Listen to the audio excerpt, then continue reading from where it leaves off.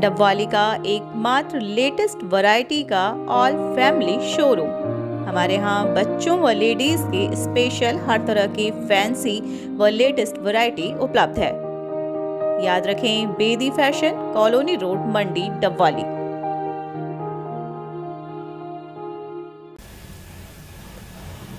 नमस्कार, तेज हरियाणा से गुरविंदर पन्नू। जिस तरीके से पंजाब में आम आदमी पार्टी ने ना सिर्फ दिल्ली को जीतने के बाद पंजाब में अपनी अनोखी छाप छोड़ी है, बल्कि इस जीत के बाद हरियाणा के तमाम राजनीतिक पार्टियों और नेताओं की चिंता भी बढ़ गई है।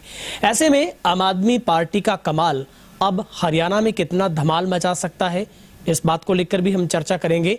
लेकिन आईएनएलडी ने आज एक बड़ा ऐलान किया है, वो भी अभय सिंह चौटाला की ओर से।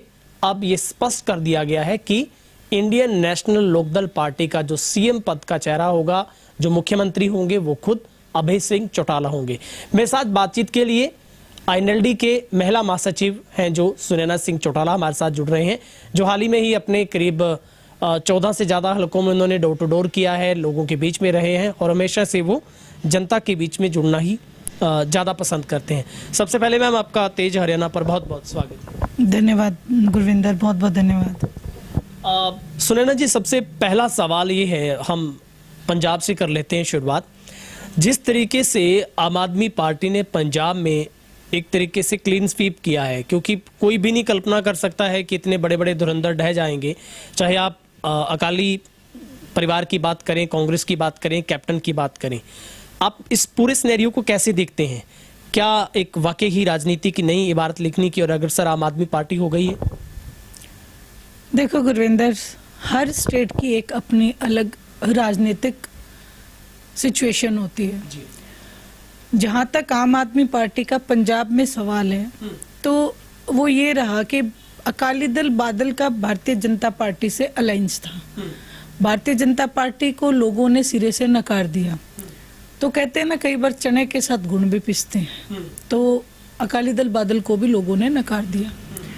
वहीं जहां विकल्प होना चाहिए था कांग्रेस को, कांग्रेस में आपसी कलह जो हमने पिछले दिनों चुनाव से पहले देखी, कैप्टन अमरिंदर गए, सिद्धू आया, सिद्धू गया, चन्नी आए, तो इस तरीके से जो इनका आपस की कलह थी, वो भी एक बहुत बड़ा कारण रहा और लोगों ने विकल्प के तौर पे फिर आम आदमी पार्टी को चुना। जी। वही बात अगर हम हरियाणा प्रदेश की करते हैं, तो हरियाणा प्रदेश के अंदर इसका कोई ज्यादा असर नहीं पड़ेगा, क्योंकि हरियाणा प्रदेश में आज आप देखेंगे कि इंडियन नेशनल लोकदल एक विकल्प के रूप में अपने आप को जमा चुकी है। अब लोग बड़ी उम्मीद से इंडियन नेशनल लोकदल को देख रहे हैं, चाहे वो कोरोना की महामारी थी, चाहे वो किसान आंदोलन था, चाहे अब जो भी सिचुएशन आगे आ रही है, इंडियन नेशनल लोकदल जनता के साथ खड़ी है। इसलिए लोगों को कहीं और विकल्प तलाशने की जरूरत नहीं है, इंडियन नेशनल लोकदल सक्षम है। मगर जिस तरीके से पंजाब से ये हवा चली, लेकिन आपने देखा होगा पिछले 2 दिनों में पूरे हरियाणा में एक लहर सी चली है कि बहुत बड़े जो नेता हैं और तमाम जो इस क्रम में नेता आते हैं, वो सभी पार्टियों को छोड़ के आम आदमी में अपनी आस्था व्यक्त कर रहे हैं। आपको नहीं लगता कि ये एक बहुत बड़ा संकेत, चिंता का विषय भी हो सकता है? लेकिन आप जैसे कह रहे हैं कि हरियाणा में जहां आम आदमी पार्टी पंजाब का विकल्प बना, वहीं पर हरियाणा में आईएनएलडी विकल्प बन सकती है। लेकिन मैम, आपको लगता है कि अब जो नेता भाग रहे हैं, ऐसे में चिंता तो है ना? आपको लगता है कि क्या आपकी पार्टी के लिए, तमाम इतनी बड़ी पार्टियां हरियाणा की हैं, उनके लिए ये चुनौती नहीं लग रहा आपको कि हरियाणा में आने वाले दिनों में आम आदमी शायद कुछ बड़ा करे? देखिए, जहां तक आपने कहा बहुत बड़े कद्दावर नेता जा रहे हैं, तो ऐसा मैंने नहीं देखा। हाँ, इतना जरूर है कि ये कुछ समय के लिए, जैसे महीना भर, 2 महीना भर ये चीजें चलती हैं और ऐसा भी होता है कि जाते भी हैं, फिर वापस भी आते हैं। चुनाव तक जब उन्हें टिकट, जो भी जाते हैं इस समय में, वो टिकट की लालसा लेके जाते हैं। फिर जब उन्हें चुनाव में टिकट नहीं मिलेगा, तो फिर वो उतनी जल्दी वापस भी आ जाते हैं। लेकिन इंडियन नेशनल लोकदल इसलिए चिंतित नहीं है क्योंकि एक समय ऐसा आया था इंडियन नेशनल लोकदल के ऊपर कि लोग ये कहने लगे थे कि एक थी इनेलो, उसके बावजूद भी, एकमात्र एमएलए होने के बावजूद भी 25 सितंबर को जो रैली थी आदरणीय चौधरी देवीलाल जी की, उसमें इंडियन नेशनल लोकदल में खुद को साबित कर चुकी है। और ऐसे में इंडियन नेशनल लोकदल का जो वर्कर है, एक्चुअली में जो ग्राउंड पे जो हमारे वर्कर हैं वो एकदम जुड़े हुए हैं, और यही कारण रहा कि इंडियन नेशनल लोकदल वापस उतनी ही जल्दी स्पीड से वापस लोगों के कंपटीशन में आके खड़ी हो गई है। अभी हमने आज देखा कि खुद के आईएनएलडी का जो गढ़ डबवाली है, वहाँ से अभय सिंह चौटाला ने खुलेआम मंच से ऐलान कर दिया कि भाई हमारी लड़ाई एमएलए की नहीं है, मुख्यमंत्री की है, जो दूसरी पार्टियों के लिए सबसे बड़ी लड़ाई बनती है हर बार। तो अभय सिंह ने ऐलान कर दिया है कि वो ही सीएम होंगे, और उन्होंने ये भी दावा ठोका है कि वो मुख्यमंत्री हरियाणा के बनेंगे। आपको तो बहुत पहले समय से ही ये एक अच्छा बैकअप मिल गया है, इसको आप कैसे देखते हैं? दूसरी पार्टी के लिए कितनी बड़ी चुनौती, हालांकि उन्होंने कांग्रेस को भी कटघरे में खड़ा किया, जेजेपी बीजेपी पर भी वार किए हैं, कैसे देखते हैं? देखिए, एकदम बिल्कुल इंडियन नेशनल लोकदल चाहती है कि अभय सिंह जी चौटाला मुख्यमंत्री बने, जिसका कारण है कि जिस प्रकार से विधानसभा में अभय सिंह जी चौटाला जनता के मुद्दों को रखते हैं, आपने देखा होगा कि जब से ये सरकार बनी है तब से विपक्ष के नाम पे जहां पे कांग्रेस बैठी है, एक भी मुद्दे पे सरकार से कहीं उलझती नजर नहीं आएगी। वहीं अभय सिंह जी चौटाला हर जनता के कल्याण के मुद्दों पे सवाल जवाब भी करते हैं, उनके साथ उलझते भी आपको नजर आते हैं। तो ऐसे मुख्यमंत्री अगर हों हरियाणा प्रदेश के, तो मैं कहूंगी वो जनता के ही मुख्यमंत्री होंगे, ना कि आईएनएलडी के। वो आम आदमी का मुख्यमंत्री बन के सामने आएंगे। अभी मैम, आपने लगभग 17 हलकों का दौरा किया है, जिसमें सोनीपत, पानीपत, महेंद्रगढ़, पलवल की बात करें, फतेहाबाद की बात करें, फरीदाबाद की। क्या रणनीति पर आप लगे हुए हैं? क्योंकि आपने इससे पहले इलाहाबाद के हर घर घर तक जाने का रिकॉर्ड बनाया था। अब आप ऐसे वक्त में जब अभय सिंह का ऐलान हो गया है, आम आदमी ने पंजाब में बड़ा उल्टफेर किया है, आप हल्के में जा रहे हैं मैम, किस तरीके का रुझान नजर आता है? क्या सबसे बड़ी रणनीति, उद्देश्य क्या है आपका? मेरा एकमात्र उद्देश्य इंडियन नेशनल लोकदल को जितना ज्यादा लोगों के पास जाके आदरणीय चौधरी देवीलाल जी का जो सपना है हरियाणा को लेके है, वो बताना कि आपकी पार्टी जब सत्ता में आएगी तो वो सपना साकार होगा। वहीं क्योंकि मेरा एक दायरा महिलाओं तक भी है, तो महिला शक्ति को आगे के पटल पे लाना, क्योंकि देखिए हम बात तो कर देते हैं कि 50% महिलाओं को मिलना चाहिए, बराबर का अधिकार मांगते हैं। वहीं मैं ये चाहती हूँ कि महिलाएं एक ये दान की राशि ना समझ के मेहनत करके 50 की हकदार बन के आए, ताकि उनको इस चीज का एहसास हो कि हमने मेहनत से ये 50% हमने पाया है। और वहीं जो महिलाएं होती हैं, कुछ महिलाएं ऐसी भी हैं जो चूल्हे तक सीमित रह जाती हैं, उन महिलाओं को ये बताना कि आप अपने आप को मजबूर ना समझे, मजबूती ले, क्योंकि इंडियन नेशनल लोकदल एकमात्र ऐसी पार्टी, आपने भी देखा होगा, आप पत्रकार हैं, पूरे समस्त हरियाणा के अंदर, कि महिलाओं के लिए मंच अगर कहीं मिलता है तो इंडियन नेशनल लोकदल देती है। तो और मैं उस मंच का सदुपयोग करके घर घर महिलाओं तक जाने का, हल्के हल्के महिलाओं तक गई हूँ। और मैं ये आपको बताऊं कि जान के खुशी होगी हरियाणा प्रदेश को कि आगे से 10 गुना ज्यादा खुश होकर महिलाएं मिल रही हैं, और मेरे को एक ही बात कहती है कि बेटी कुछ हो, इस चौटाले के राज ने दोबारा लेना है, मारे बालका ने नौकरी लगवानी है। और वही मैं उनको एक चीज का और विश्वास दिला के आती हूँ कि आप नौकरी भी मिलेगी। और वहीं ओम प्रकाश जी चौटाला ने एक ये बात भी कही है कि जो मेरी बेटियां चूल्हे तक सीमित रह जाती है शादी के बाद, जो पढ़ नहीं पाई किसी कारणवश, उनको भी 1500 रुपए पर महीना, जैसे बुजुर्गों को सम्मान हम देते आए हैं, वैसे ही महिला शक्ति को भी सम्मान देने का काम करेंगे। अभी जैसे पंजाब में आम आदमी पार्टी के बीच में मुझे लगता है सबसे बड़ा झटका जिससे लोग उम्मीद कर रहे थे और विकल्प बन सकती थी, वो थी कांग्रेस। पहले कैप्टन को हटाया गया, सिद्धू को लाया गया, फिर चन्नी आई और चन्नी सबको ले डूबे। आपको लगता है कि हरियाणा में इस सब के बीच में कलह तो हरियाणा की कांग्रेस की भी छुपी नहीं है? जो कुछ अभी चल रहा है पिछले कुछ दिनों से कि हुड्डा अपनी कमान को मजबूत करने के लिए बहुत जोर-जबरदस्त कर रहे हैं, और इधर सैलजा भी अपने गुट को कामयाबी में लगी है। आपको क्या लगता है कि ये जो सेक पंजाब का है वो हरियाणा की कांग्रेस में खलबली मचा रहा है? ये भी सोचने को मजबूर है। देखिए, अगर आप बात करें हरियाणा की कांग्रेस की, तो वो अपने आप को ये सिद्ध कर चुकी है कि वो भारतीय जनता पार्टी के साथ मिली हुई है। जिसका उदाहरण आपने इलाहाबाद के इलेक्शन में देखा होगा। आदरणीय भूपेंद्र सिंह जी हुड्डा ने मंच से ये कहा था कि कांडा तो मेरा मित्र है। तो ये सीधा सीधा यही जाता है कि वो मित्रता ज्यादा निभाते हैं। वहीं कांग्रेस के उम्मीदवार की जमानत का जब्त होना इस बात को सिद्ध करता है कि कांग्रेस भारतीय जनता पार्टी से मिली हुई है। उसके बाद अभी जब राज्यों के चुनाव हुए और उसके बाद जब भारतीय जनता पार्टी जीती तो भूपेंद्र सिंह हुड्डा का उनके घर जाके लड्डू खाना इस बात को दिखाता है कि ये लोग आपस में मिले हुए हैं। तो जनता बहुत समझदार है, वो बेवकूफ अब नहीं बनेगी, बहुत बेवकूफ बना चुके हैं। वहीं दूसरी तरफ अगर कांग्रेस की बात करें तो एक नहीं कई कांग्रेस हैं हरियाणा में, सबके अपने अपने बंदे हैं। सब आपस में जब होते है लड़ाई तो सब एक दूसरे के सर तक फोड़ने पे आ जाते हैं, जिसका उदाहरण आपने देखा होगा कि इनके एक नेता भूपेंद्र सिंह हुड्डा के साथ तंवर जो हैं उनकी काफी कलह रही है। अब शैलजा जी के साथ इनकी काफी कलह है। भूपेंद्र सिंह हुड्डा जी का एकमात्र उद्देश्य अपने बेटे को कहीं ना कहीं फिट करना है। से एक उनका यही है, उनको जनता से कोई सरोकार नहीं है, कोई लेना देना नहीं है।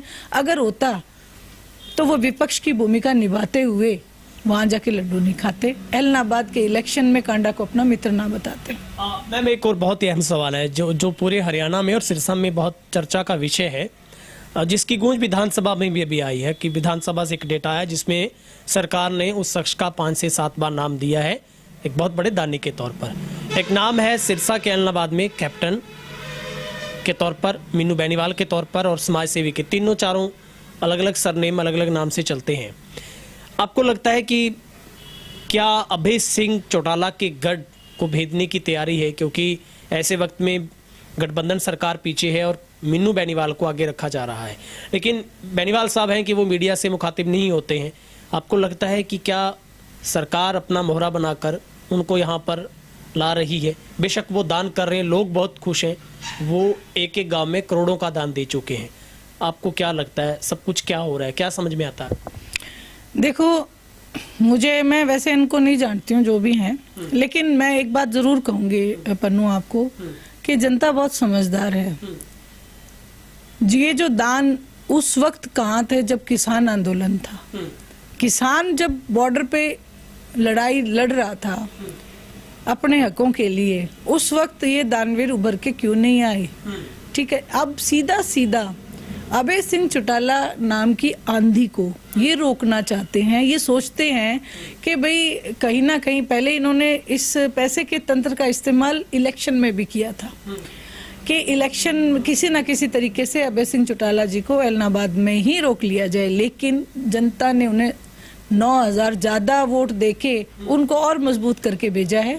इसलिए ऐसे लोग आते हैं और कुछ समय के लिए ये अपने आप को एक, मैं इससे ज़्यादा क्या कहूँ कि सिर्फ इनका जो डर है वो डर इनसे ये पैसा निकलवाता है और दान कराता रहता है।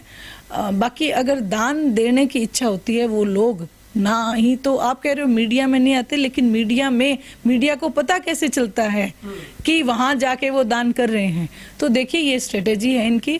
और अगर दान ही देना हो तो लोग, बहुत से मंदिर भी हैं, गुरुद्वारे भी हैं, हमारे अनाथालय भी हैं, हमारे बुजुर्गों का एक बनाया होता है, मतलब उनके लिए बहुत बड़ा है। हाँ, सिर्फ कहीं पे भी दो, हरियाणा बहुत बड़ा है तो 2 दे देते। और मेरे सबसे कहने की बात यही है कि अगर वो किसान आंदोलन में भी चले जाते तो वो ज़्यादा सही रहता, लोग समझते हैं इस चीज़ को। अभी एक और चर्चा का विषय है इन दिनों में, वो है बुढ़ापा पेंशन का कटना।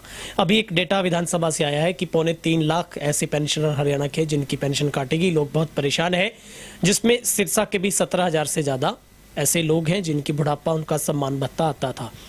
आपको क्या लगता है कि गठबंधन की सरकार, जहां पर जेजेपी 5100 मान सम्मान देना चाहती थी लेकिन अभी तक वो नहीं पहुंच पाया आंकड़ा, उससे पहले सरकार टेक्निकल ऐसे कई दावपेच लगा रही है कि लोगों का ये हक भी छीनना चाहती है।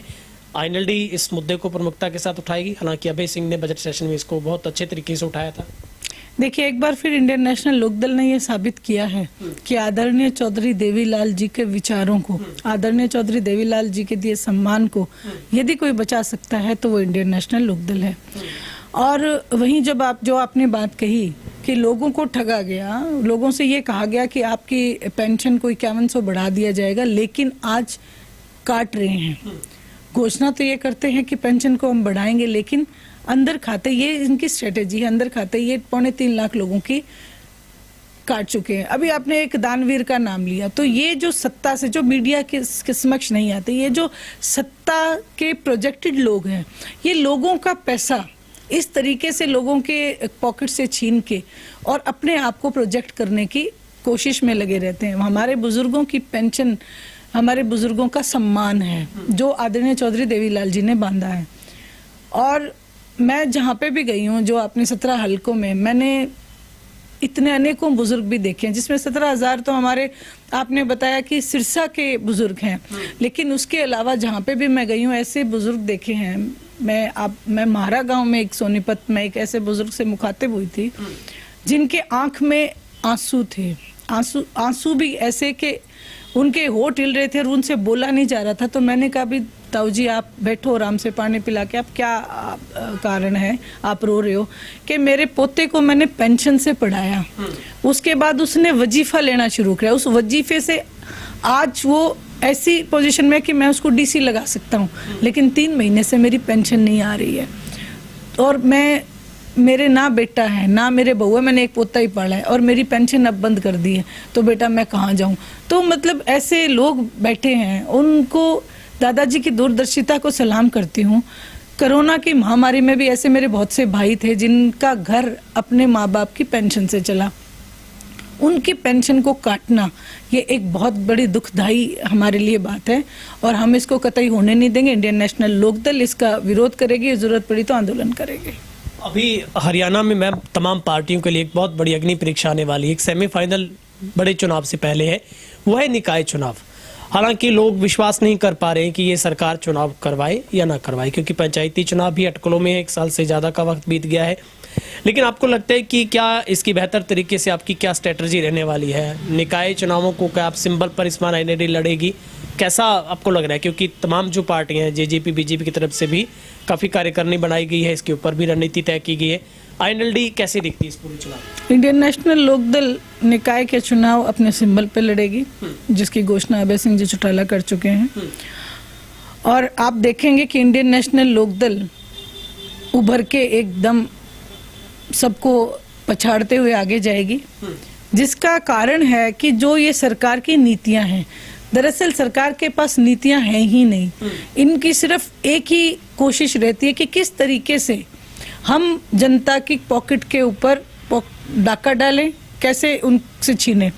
आप ये बताएं, कोरोना की महामारी के बाद जो ये बजट सत्र आया है, आप इसको आंकलन करें, इसको देखें, क्या कोई छोटा दुकानदार व्यापारी को कहीं पे भी राहत दी गई है?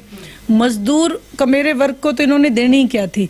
वहीं किसान की आय की अगर बात करें, जिस किसान ने कोरोना की महामारी में हमारे देश की आर्थिक स्थिति को बचा के रखा, उनके लिए भी कोई राहत की इन्होंने नहीं, बल्कि कॉर्पोरेट घरानों के लिए इन्होंने टैक्स माफ की एक प्रावधान निकाल दिया। तो ऐसे में मैं यही कहूंगी कि निकाय चुनाव में इंडियन नेशनल लोकदल बहुत बड़ी जीत हासिल करेगी। अभी आखिरी सवाल है मैम, अभी अभय सिंह चौटाला ने भी आज ऐलान किया है कि वो डबवाली से ही हर गांव में जाने की शुरुआत 2 अप्रैल से 7 अप्रैल के बीच में करेंगे। और एक तरफ आप कह रहे हैं कि आईएनएलडी हरियाणा का विकल्प बनेगी, चुनौतियां बहुत है, उससे पहले निकाय चुनाव, पंचायती चुनाव और फिर सीएम का चुनाव है। अभय सिंह खुद सीएम वो ऐलान कर चुके हैं, अब मुख्यमंत्री आपका लड़ेगा चुनाव, आप पूरी पार्टी लड़ेगी। लेकिन आपकी क्या रणनीति है, आप क्या सोच रहे हैं पार्टी को आगे बढ़ाने के लिए? आपका कोई ऐसा बहुत बड़ा ड्रीम प्रोजेक्ट, कोई ऐसा प्लान हो जो बताएं? देखिए गुरविंद्र, एक चीज का, एक सवाल का मैंने आपको जवाब नहीं दिया था कि ये सरकार चुनाव कराए तो, क्योंकि ये सरकार नहीं चाहती कि जनता का जो मैंडेट है वो है, क्योंकि इनको डर है, इनको डर है इस बात का कि हरियाणा प्रदेश की जनता इनसे बिल्कुल खफा है और मैंडेट जो भी आएगा वो इनके खिलाफ आएगा। इसलिए ये इस डर से इस चुनाव को, इन चुनावों को करवाने, पंचायती चुनाव भी हमारे पेंडिंग ही पड़े हैं। लेकिन लोग कह रहे हैं कि 4 राज्यों में तो सरकार बन गई, अब थोड़ा बहुत उत्साहित है बीजेपी। देखिए, उसमें आपने देखा होगा उत्तर प्रदेश में अभी भी एक मामला चल रहा है 146 सीटों के ऊपर ईवीएम हैकिंग का, लोगों ने प्रूफ भी दिए हैं। हमारे चुनाव आयोग के ऊपर भी सवाल उठ चुके हैं, जो कि पहले चुनाव में भी उठे हैं। तो इसके ऊपर कोई संज्ञान लिया जाएगा ज़रूर। और वही बात अगर हरियाणा प्रदेश की करें, हरियाणा प्रदेश में वो लोग हैं जो ईवीएम की रखवाली बहुत अच्छे से करते हैं। पिछले चुनाव में भी आपने देखा होगा, एक बादली में हरकत होने जा रही थी, वहाँ पे लोगों ने बहुत शोर मचाया था और उसको उन्होंने रोक लिया था।